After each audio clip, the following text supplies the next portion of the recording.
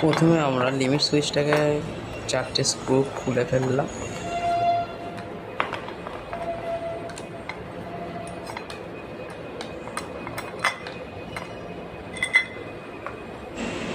এরপর আমরা দেখব ভালোভাবে যে কোনটি এনও আর কোনটি এনসি সুইচ।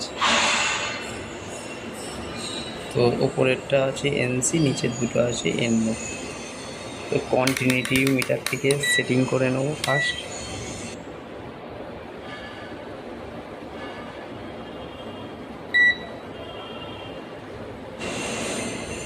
কন্টিনিউটি মোডে করে রাখলাম।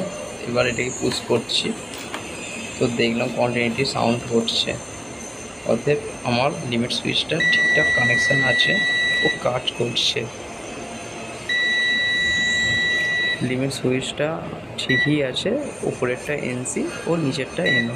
ভিডিওটি ভালো লেগে থাকলে